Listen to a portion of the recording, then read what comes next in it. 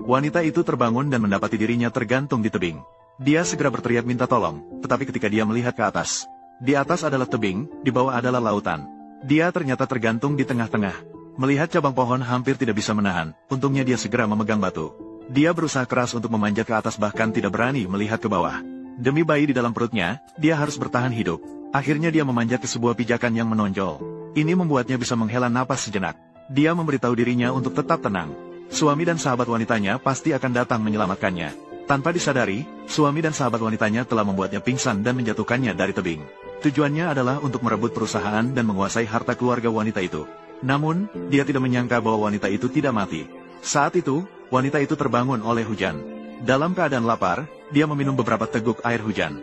Dia berpikir, apakah sahabat wanitanya dan suaminya juga jatuh dari tebing? Namun, dia teringat bahwa dia jelas berada di antara keduanya. Begitu memikirkan hal ini, dia tiba-tiba menyadari. Tidak disangka, dua orang yang paling dia percayai justru ingin menghabisinya. Namun, dia tidak sempat merasa sedih. Karena di rumah masih ada seorang adik perempuan. Karena pria brengsek itu berani menyerang dirinya, dia juga tidak akan membiarkan adik perempuannya lolos. Sementara itu, pria brengsek dan sahabat wanitanya sudah membawa tempat suci istri ke dewan direksi. Dengan kepura-puraan, mereka menangis menceritakan orang-orang yang meninggalkan ketua dewan. Sahabat wanita yang licik menyarankan pria itu untuk bangkit. Ketua dewan telah menjadi yatim piatu, dan adiknya masih sangat kecil. Dia sekarang adalah satu-satunya pilar penyangga untuk zombie. Dia harus bangkit dan mengambil alih perusahaan. Akhirnya, pria itu tidak berpura-pura lagi dan langsung masuk ke inti masalah.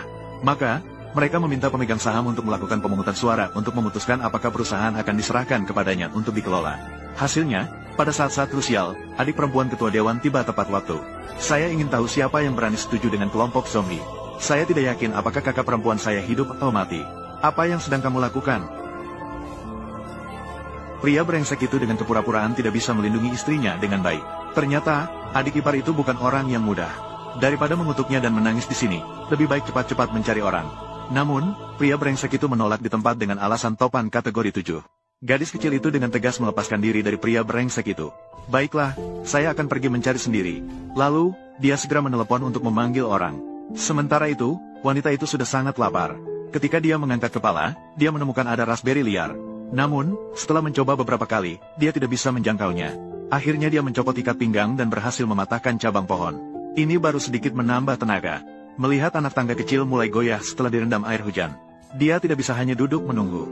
Tapi di bawahnya penuh dengan batu. Melompat ke bawah pasti mati. Dia hanya bisa mencari cara untuk memanjat ke atas. Melihat Sulut tidak jauh dari situ, dia segera memanjat ke atas. Tangan yang penuh darah, dia hampir tidak bisa bertahan lagi. Tapi tiba-tiba perutnya mulai sakit lagi. Sementara itu, pria brengsek di sisi lain mengamati melalui kamera pengawas. Mengamati setiap gerakan gadis kecil itu. Gadis kecil itu yakin bahwa kakaknya yang begitu kuat pasti masih hidup. Dia juga menduga bahwa hilangnya kakaknya ada hubungannya dengan suaminya. Melihat gadis kecil itu yang sudah yakin mencurigai mereka, maka, pria brengsek itu terpaksa mengirim adik iparnya. Ditemani oleh istrinya. Lalu dia menemui adik iparnya dan langsung berlutut. Dia berkata bahwa ada alasan lain saat dia menghalangi di rapat pemegang saham tadi. Sekarang dia akan pergi ke gunung bersama adik iparnya untuk mencari istrinya. Dengan begitu, mereka sampai di gunung. Gadis kecil itu memerintahkan semua orang untuk mencari secara terpisah dan memperluas area pencarian. Pria brengsek itu segera memberikan isyarat. Biarkan wanita itu sengaja menahan bantuan yang mengikuti adik perempuan.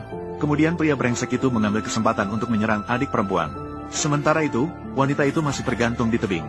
Dia beristirahat sejenak sebelum melanjutkan untuk memanjat ke atas. Ketika dia mengangkat kepala, dia melihat sebuah gua tidak jauh dari situ. Ini membuat wanita itu akhirnya melihat sedikit harapan.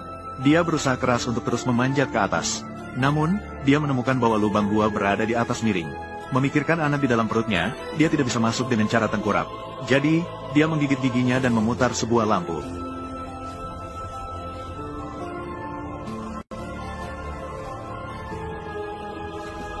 Wanita itu akhirnya berhasil dan sangat senang. Namun, belum lama kemudian, dia merasa seluruh tubuhnya dingin. Jika terus seperti ini, dia akan mati kedinginan. Jadi, dia mulai menggesek kayu untuk membuat api. Setelah dia menyalakan api, dia akhirnya teringat bahwa asap bisa menarik perhatian orang. Jadi dia segera berusaha mengibaskan angin keluar. Ternyata asap di tebing. Segera ditemukan oleh adik perempuan yang sedang mencarinya. Namun saat itu, pria brengsek sudah mengangkat sebuah batu.